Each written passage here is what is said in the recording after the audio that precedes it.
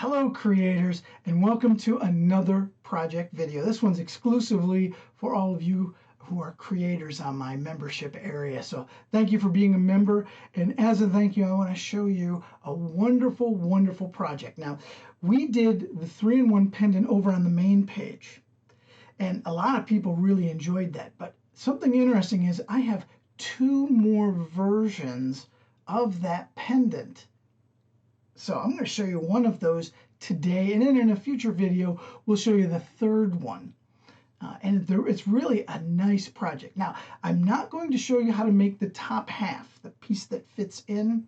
If you need to remind yourself how that's made, I'm going to put a card somewhere up here, and that'll take you right to that project. If not, you can check out my main channel and look for the original 3-in-1 and just look at the first half where it makes the top part. But what we're going to focus in on is a way of making that bottom section. All right, so let's head over to the bench. Let me give you an overview of what we're going to make, and then we're going to jump right in. All right, let's hit it. So let me show you the project we're going to be doing here. Let me kind of put it all together here. So this is another way to make the 3-in-1 pendant. And this one has a nice flow to it, a nice way that it all flows together. So here's the top piece. Now this one is just a regular setting that we made in the other one. It's a prong setting that we've made. You know, the cord is in the back, but now look at the top part of it. Let me take this out, and it's just like the other one. It's just another method of doing 3-in-1. So here's the loop. You can affix a chain or something to this. You can use this second piece here as that, or you can use this piece. So this is what we're going to be making. We're going to attach a setting, a prong setting, to this top piece. And I like making these top pieces like this because I like the nice flow to it, the nice design that it makes. I think it's a really beautiful way to flow a piece together, and you find some nice different things. And what I like to do is I like to sketch it out, and I'll show you that in just a second how to do this. But this is all polished and ready to go. So this is what we're going to be making today. This is what I like to do quite often with some of my pieces, is I will sketch them out. And this is what we're going to be making. And let me grab the stone. We're going to make a prong setting for this bottom part. And then this top part, the hanger part that's going to have this stone fit into it, is going to be made out of one piece of 14 gauge square wire. And I want you to understand that the shape that we're going to be making here is very universal. You can make it here at the bottom of the page. Notice I've kind of played around. I would have like the stone sitting on this side and have this be where the top stone fits in. But it's another way to make this 3-in-1 pendant. So we're going to be using this as a pattern, and we'll make the top half last. And I'll show you why, but we're going to begin by making the setting for this stone here. So let's get started on that part of it. Set this aside. So to begin, I want you to cut 4 pieces of 18 gauge square wire, 3 inches each. And when you get them cut, just kind of straighten them out, run them between your fingers, each one.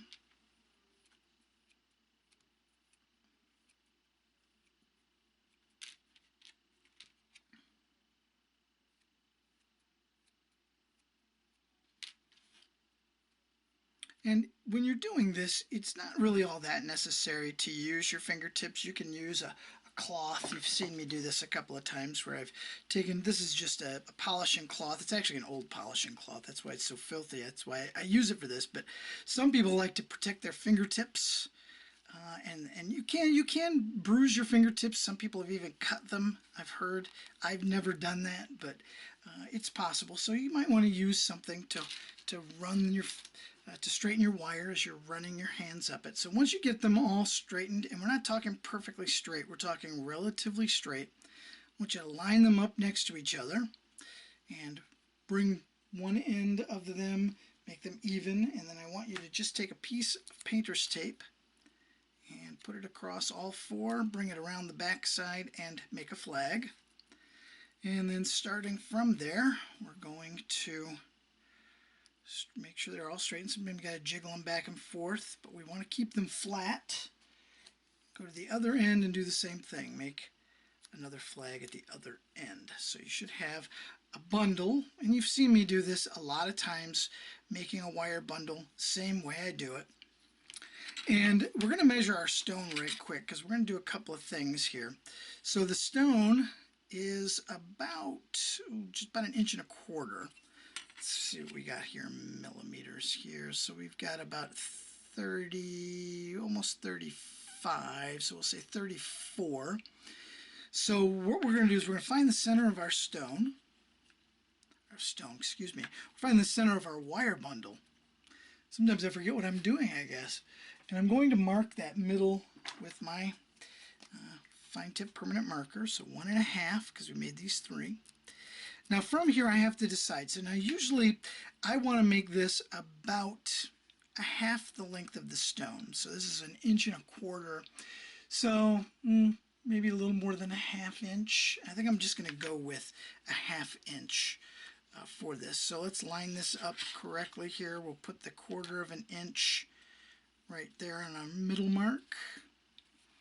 And then from there we'll make a mark here at the 0, and we'll make a one at the 1/2 inch. That is the cut and wrap area for this. Remember, every time we're building this type of a piece, this prong setting, we're always going to do a cut area in the center. Now, you've seen me do this before. Also, I take a piece of tape and I like to put it on the outside of the cut and wrap area, just to add some more stability here to the center of this. So that's what I'm going to do, is I'm just going to take pieces of tape and make a couple of flags just outside of the cut and wrap area. And we're going to get our flat file out, and we're going to cut a groove from this mark to this end mark on here.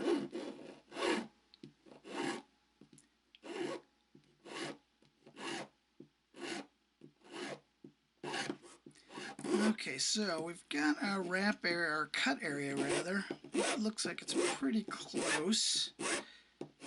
We're only cutting 1/2 millimeter off. You don't want much of a groove here. You don't need much. You don't want to weaken the wire, but you do want to make sure you have a good shoulder on here so that the wire will sit.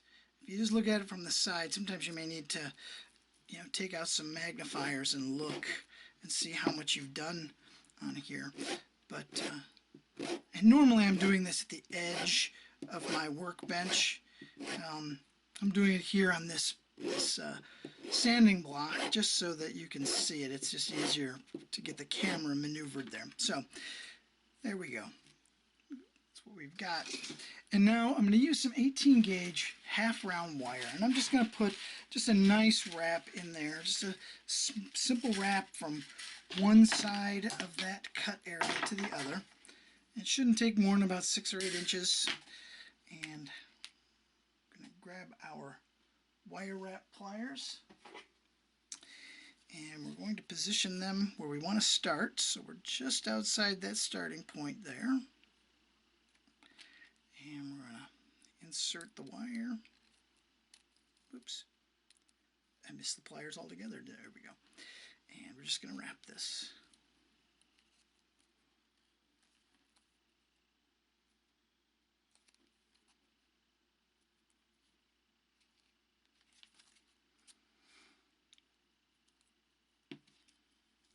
So now that I've got this wrap area done, just setting the wire, just giving it a squeeze so it's sitting up against the cut area good. I'm going to kind of pull these ends away and trim them short, and we always trim them about half the width of the wire bundle, just for strength.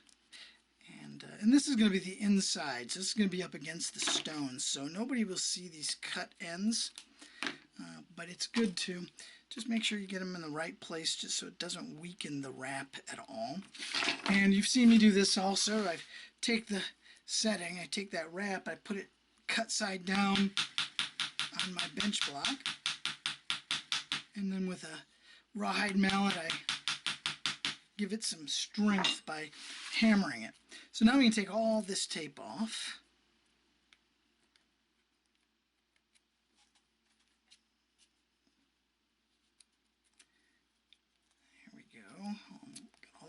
Now that we've got all the tape off, we can do a few things. Now, the way we've got this set up is we're going to have prongs, and we're going to have an area at the top that is going to be connected. Let me show you on my sketch here. So we've got the prongs, and then notice this area. Let's see if we can get it in frame correctly here. But notice this area right here where this is going to connect to that. That's going to be these middle wires on the top. These middle wires here are going to connect the setting with the stone to the top portion of this. So we're going to keep those guys straight out, and these other ones, we're going to turn these outside ones into prongs. So let's set this aside. And let's work on our prongs a little bit. Get these out where we want them. 45-degree angle. And we're going to set them up on the stone here in just a second. And I like a nice tight squaring here at where it comes out. I like it to be really tight bent.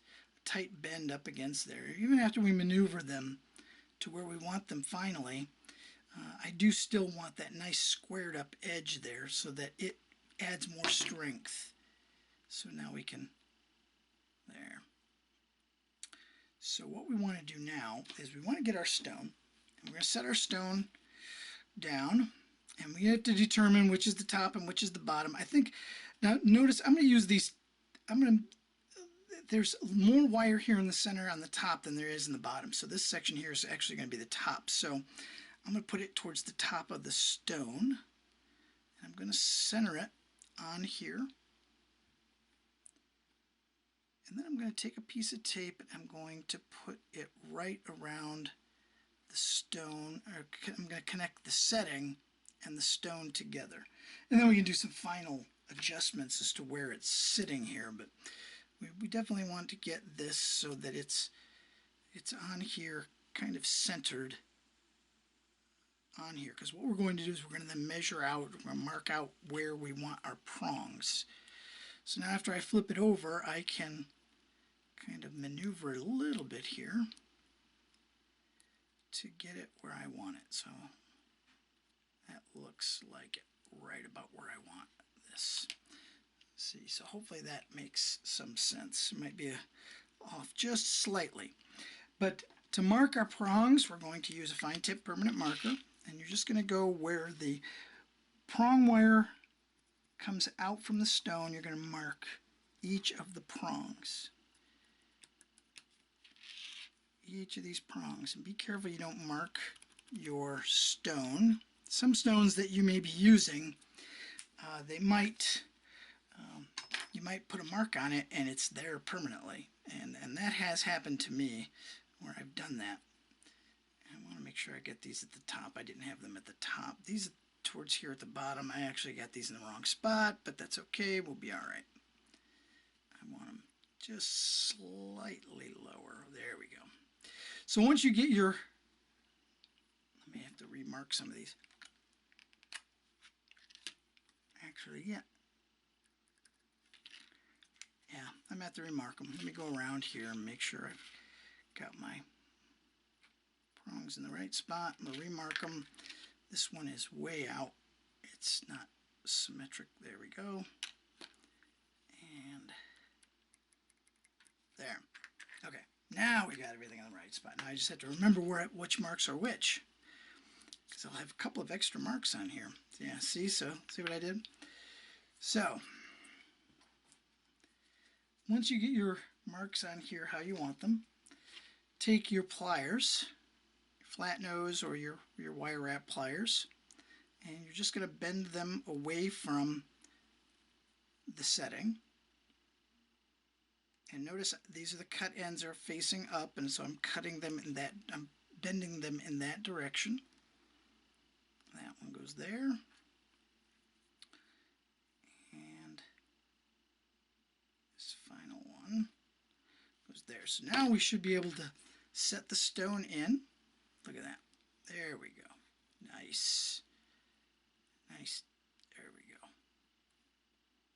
So now the stone should stay in there with no problems. There's no problem at all. You can bend these over the top.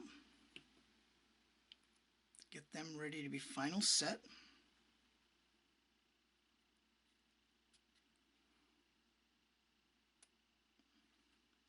And trim them back. I'm just going to do an initial trimming so I can get in here to look at them better. To make sure I got them, because I'm going to cut them, do a final cut on them, and then we're going to shape them using a Dremel and a diamond or a rubber polisher, the silicone rubber polisher that we use. Okay, so looking at it from the side. Now, the stone I have is kind of a weird stone. It's shell. It's a piece of shell. So I'm going to have to try and cut these in a good spot here. Okay. Because it's the elevation on this, some of them, because it's not an exactly flat, it's not a flat stone or a curved stone perfectly. It's got a couple of hills and valleys in it. And remember what I say, it's always best to cut too long than too short, because you can always go back and trim them. So this is what we've got so far. And I'm going to open these prongs up, two of them, probably open these bottom two up a little bit and take the stone out, and then I'm going to shape these ends.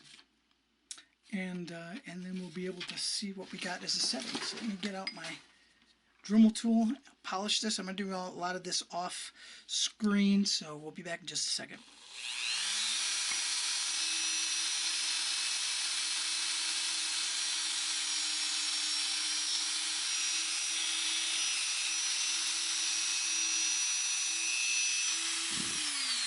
Okay, so we've got all of those done. Just got to make sure we remember which side is which, so we can put our stone in.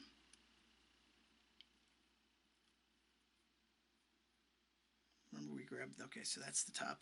Remember that the longer wires, I should have marked them. Probably would have been a little smarter move if I would have marked where I did them. But this is what we've got. Now I'm not going to set this yet because we're going to need to have some room to do some work when we attach this section here to the top piece. So we're just going to set this aside for now, and we also have to do something with these bottom wires. Why don't we do that right now? It's not a problem. I normally take these bottom wires that I'm not going to use. Now you can use these as some sort of decoration on the piece somewhere else. That's fine. But if I'm not going to use them, I will move them out of the way. So I like to bend them back up over the wrap to the back. So my prongs are facing this way. I'm going the opposite direction. I'll trim them short and make sure I've got it pushed all the way down really good.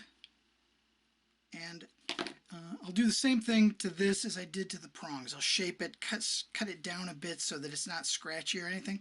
And if you're using a file, a needle file for this, you can file that down as well. But I'm going to use my Dremel and clean that up a little bit.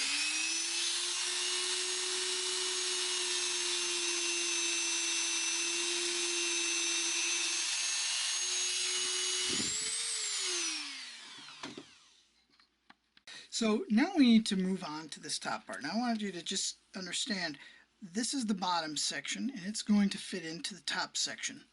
So we've got our prongs and everything cut and everything's nice and neat now. We just now need to work on the top part. So we're going to set the bottom setting aside for now. And we're going to start working up here.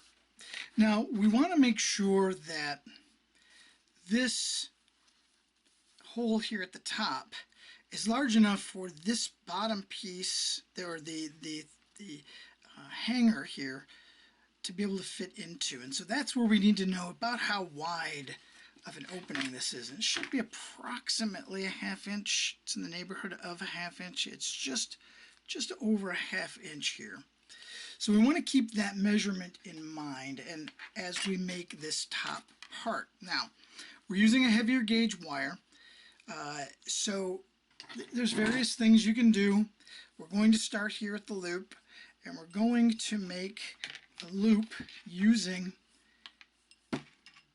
this ring mandrel here. And I'm just going to pick a point about a size 5 to just start making a curl. And I'm just going to work this around, and we can then make some adjustments. So I've got my initial curl here, and we're going to start comparing it. So now it's too big here, so what we need to do is we need to make it smaller. So I'm going to use my fingers to make some adjustments here. And we're getting a little closer. We may have to do a little trimming here. And that looks like we got the width of the loop. We just need to get our angles right. And that's what I like about doing these nice little curls like this. I doodle some of these quite often, where I'll just sit and I'll play around with these curls and these curves. And if your fingers aren't strong enough to make some of these curves and bends and things, you can always use the tools. You've got plenty of tools. You can use pliers to make some adjustments to this. If your hands aren't strong enough, you can bend it with these. You can use the ring mandrel along with a rawhide mallet to make the curves. There's lots of ways you can do it. Get creative with it, but definitely give this a try. So now I've got this top loop. I want to see if it actually fits correctly. So I'm going to put one of these top pieces in. Now you'll notice that it doesn't fit. It's too small. Okay, so my drawing is not 100% correct. So let's open this up a little bit so that it does fit. I'm just kind of rearranging this a little bit here.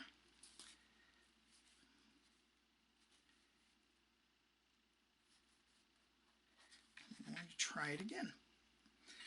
And that's the good thing about this metal, is that it is very forgiving. Okay, now I think we've got it. I think those little pieces in the back fit fine. Let's go ahead and we'll give it a try. So we will put it in through here. And we want to make sure that it fits, and it does. So it sits nice and flush in there. Those little prongs fit nicely in there, so we've got a good, that's where we want everything. So it's going to be slightly different. So let's move on from here. I still have this just a little too high. I want to try and keep it kind of close to what our design. But what we're going to do now is we're going to trim where these cross over one another. So I'm going to take my cutters here, and I want to try and just get that that spot where they cross over. There we go. All right. So there we go.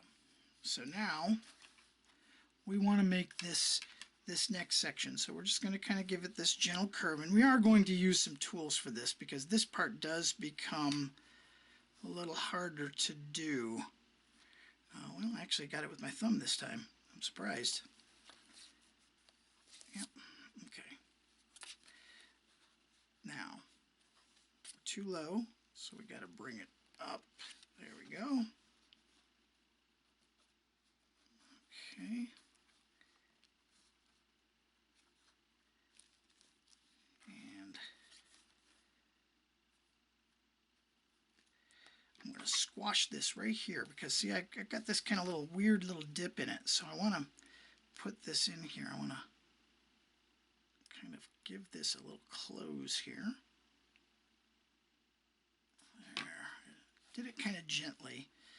And now we're over on this side, so let's see where that goes. So we're going to put a bend right about in here.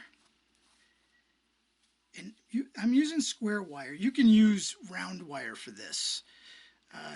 It makes it much more difficult, especially when you're attaching the top and the bottom. It becomes very, very difficult.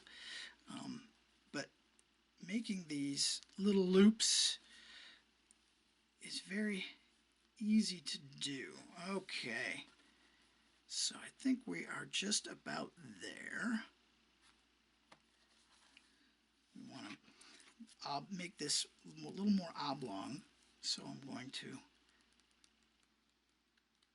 just giving it some squeezes here and there to make this what I want.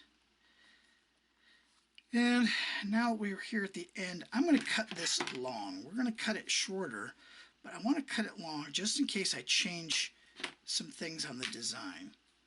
Okay, so another thing we want to do, since we've made some adjustments and we've moved things around a bit, we want to definitely check and see if this still fits before we start trimming that extra wire off. We may have to make this taller or wider, or may need to make an adjustment. Okay, so it still fits, but I think I do want to make it a little taller. So bring some of this back into it, because I kind of like that taller look. I like that. And I'm going to want to bend this ever so slightly. And we want to make sure it is centered on everything. Okay. I got a curve I want to kind of straighten out just a little. Okay, I think we've got it. I think we're right where we want to be with this. Except for this right here is, there we go. That's the part I wanted to do. I wanted to be able to do that. Okay. All right.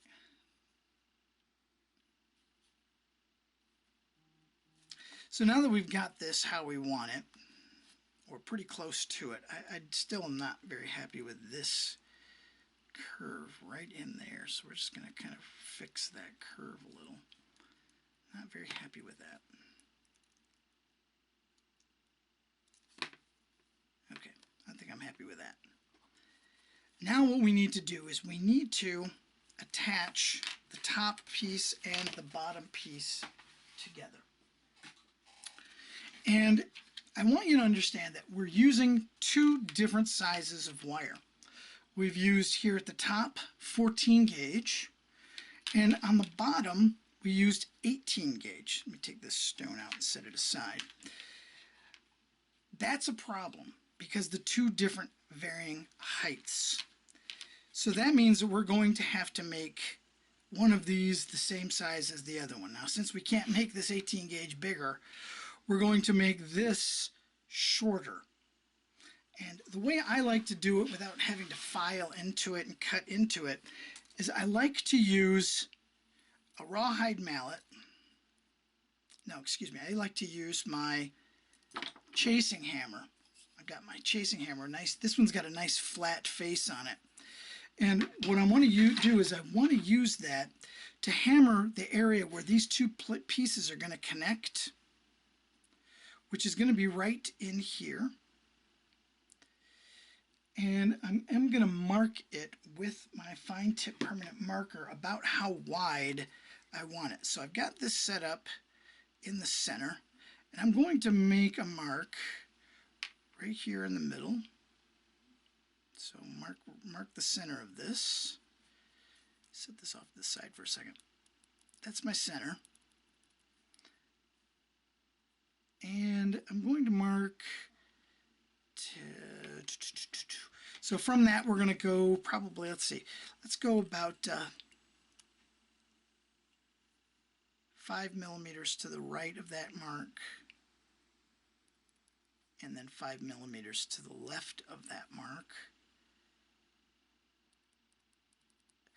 That's the area that I want to focus this on. And this is necessary so that the connection point is strong. You do not want your connection point weak. So I want you to aim your blows at that area. Now, if we end up going outside of that area, that's perfectly all right. But we want to concentrate on that area. So what I'm going to do is I'm going to hammer it a little bit. And then I'm going to compare it with the wires. So I'm going to kind of take a side view, and I'm going to see how close I am with getting these to the same height right there in the middle, and I am still quite off. So let's continue on. We'll continue hammering it, and we're going to add maybe a little bit more, give it some more grits there, and let's check it again. I think we're still just still slightly too big. So, and since we don't want to do too much outside of that right now, I'm going to use the corner part of my bench block.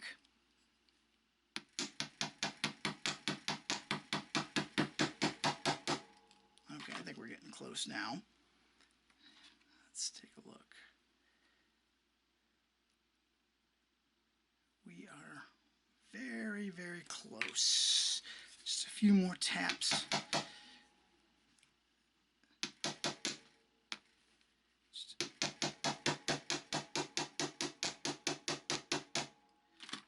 And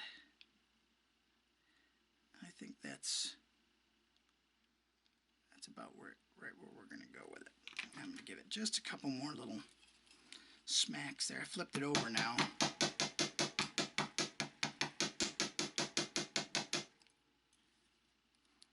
Flip it back here. Because you want to make sure that all of it is kind of uniformly the same height.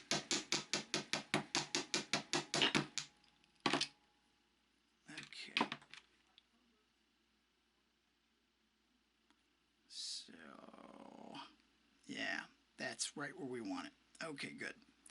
Now, since we are using our chasing hammer, I also like to add just something, flatten some of this other stuff out. So I'm going to do that right now as well. I'm going to flip it over and hammer on the back. And I'm going to concentrate on the outsides of these loops. I'm going to make these loops kind of oblong.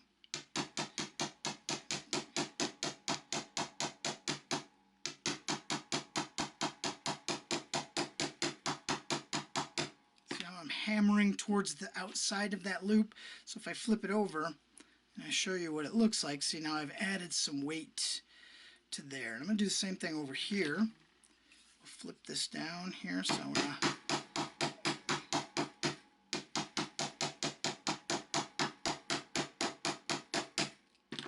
I'm hammering towards the outside of that loop. And now when you hammer, things are going to move out of the way. They're going to move and they're going to shift. But see, now I've got a lot of this, so now we can just kind of do some light hammering in a few other places. So I'm going to do some heavy hammering up here toward the top to make this kind of oblong.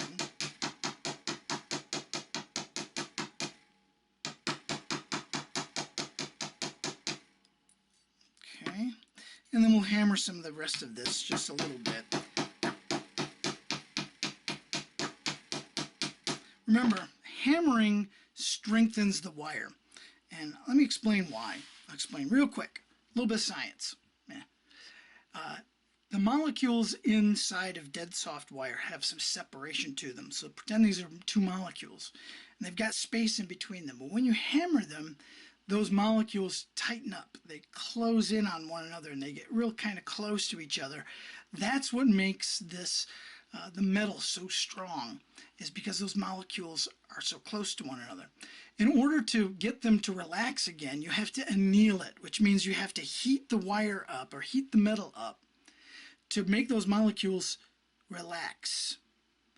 And so you can work with it again. It makes it malleable again. And then when you're done hammering it again. So a lot of times metalsmiths will hammer and anneal their work several times throughout the process in order to make their piece a solid piece. So that's just real quick, just a sidebar, I guess. But let me finish just doing a little bit more hammering here. I just want the whole piece to be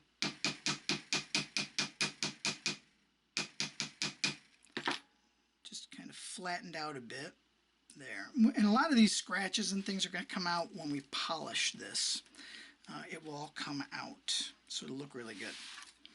Okay, so the next thing we need to do now that we're happy and satisfied with this is we need to attach the bottom portion to the top portion. And let's do that right now.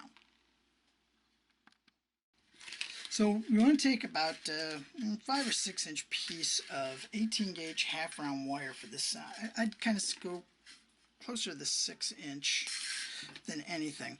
Now wrapping this, you've got a lot of things in the way. Now I had to reset this piece of tape here because it was kind of in a weird place, and what I did was I trimmed the bottom of it off just to get out of the way. This one, there's nothing I can do about that one, but we're going to have some spacing issues, so you're going to have to kind of maneuver things around, and you'll see as I'm doing it.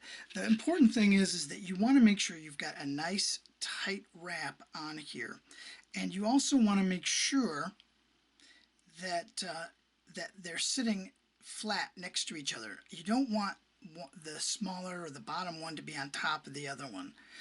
So pay attention to what you're doing, and this will all work out just fine. But this first one is tricky, so we're going to notice I kind of lined it into the back, and then I'm just going to give it a nice bend, and then I'm going to bring it up, and now I'm going to put a curl in it and put it into the center. Kind of like a needle and thread kind of idea.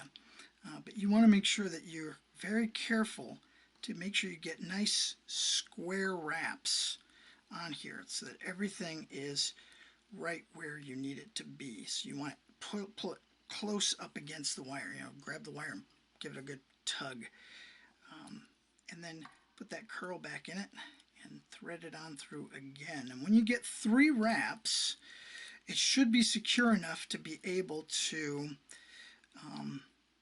make sure you've got the wire set. All right, so this is my 3rd one, and I'm going to take this starting wire and I'm going to put it around to the back so that everything's going to be at the back now. Okay, so check your wire, make sure you've got them nice and tight, and if you do, then go ahead and set these in place, and that will anchor this piece for you so that you can continue wrapping. So just keep going. I notice I'm getting closer to this other side, so I was able to bring it around and do it there. See, and then I'm going to kind of push these down as I go just to make sure that I've got a nice tight wrap. And we're just going to keep working till we get all the way to the other side. So I think this is number 6. I think that's about how many I want on this side. I'm going to stop and take a look. 1, 2, 3, 4, I think it's 7 actually. Let's see.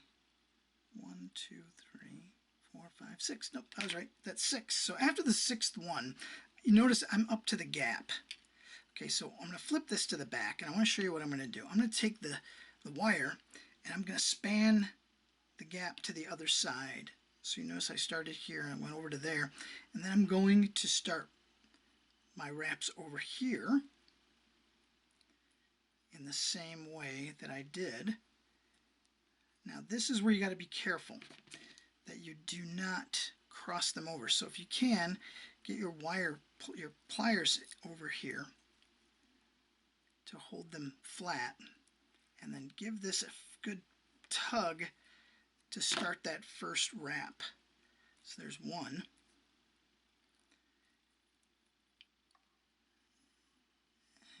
here's number 2. See, this side's a little easier because we've got just a little bit more room. But you want to make sure that your wraps are next to each other and they're good and tight. There. That's 3 wraps. I'm going to squeeze all of this down, anchor it up really well. So that's 3. I just want to make sure everything's straight. Here's number 4. 2 more, 2 more. 4.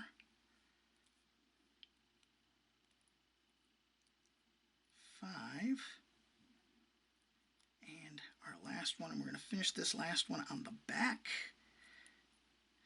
And then I'm going to make sure I push everything together.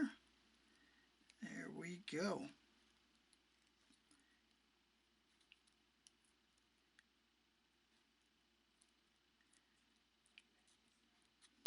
Everything is set in place.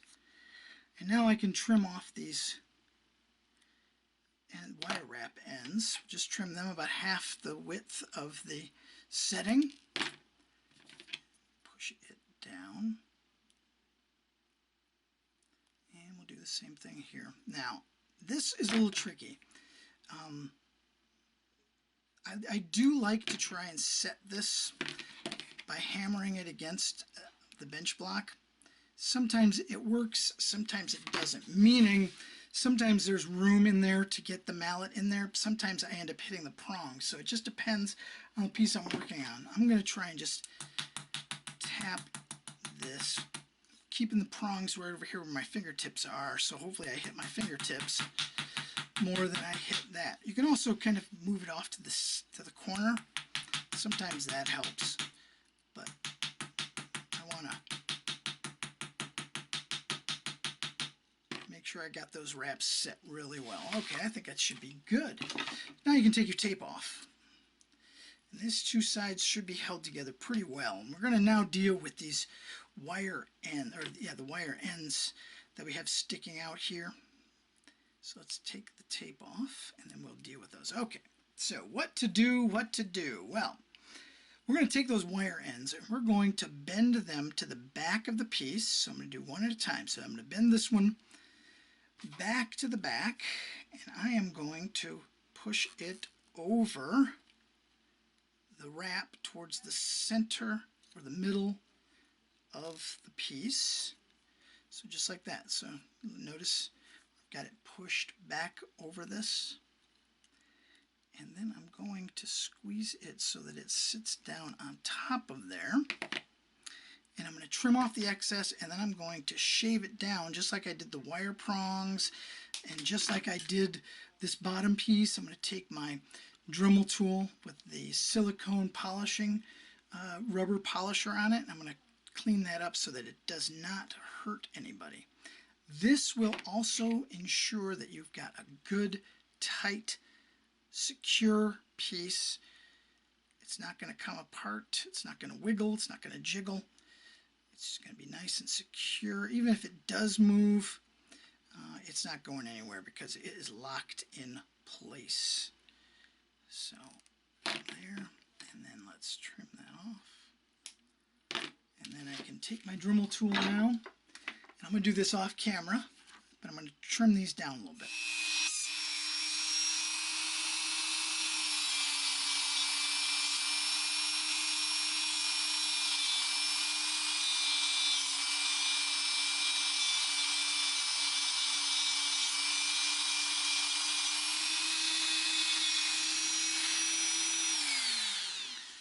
Okay, so those are cleaned up in the back.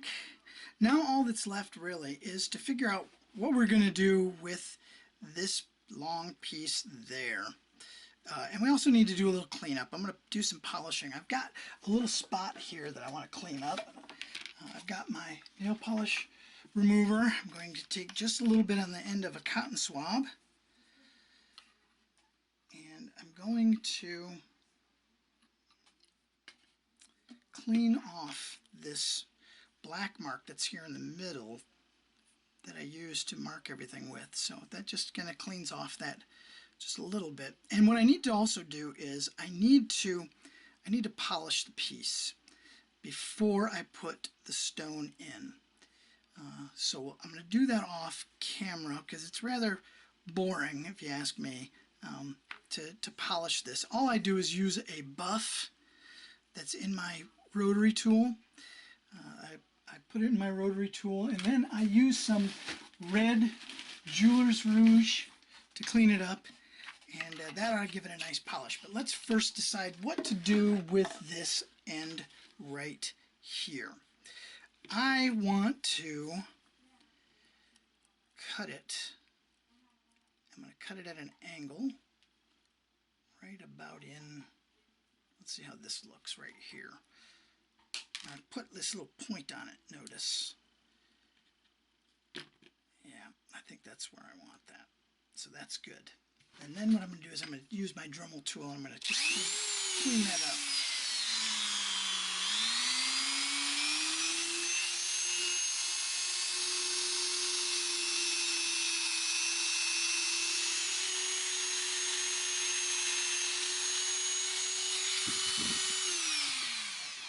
Now we can final set the stone. So put the stone in, and now make sure your prongs are kind of where you originally had them, because with all the work that you've done on this, they could have kind of moved out of place. So be very gentle and just push the prongs onto the stone.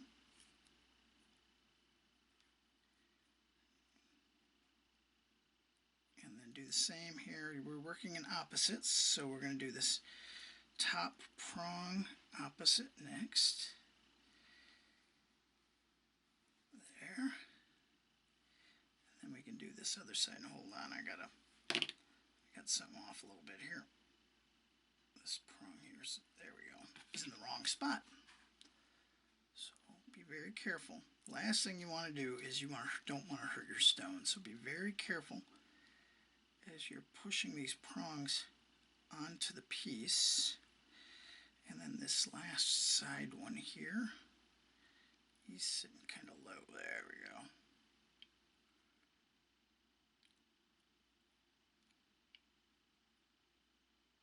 go. There. Make sure you've got them all set in the right place, and that they're nice and flush where you want them. Give it a shake. Nothing's moving. Good. Reposition everything just ever so slightly so it's all centered. Look at that. Okay, now for the final part. Let's see if it all fits together properly. And it should. And look at, oops. That's the case, I may have to do some adjustments, but I don't think that's going to be the case. I think everything fits fine. There we go. Yeah. So there. So this is another way of doing that 3-in-1 pendant. Wasn't that really fun? I really like using this heavy gauge wire and manipulating it this way. It really, really, really impresses people when they see it. They just love it. And I love the reaction I get from people when I show them the various parts of it, how it can be 3-in-1. They love it. So hopefully this gives you another avenue of making work that your customers, your friends, your family, whoever you're making these for, will really, really enjoy. So I want you to stay tuned because there's going to be a third one coming out here in the coming weeks. And it's another simple way of making this pendant. It's great. All right, so thanks for stopping by. Again, I'm Jim McIntosh, and I want you to remember, practice, practice, practice.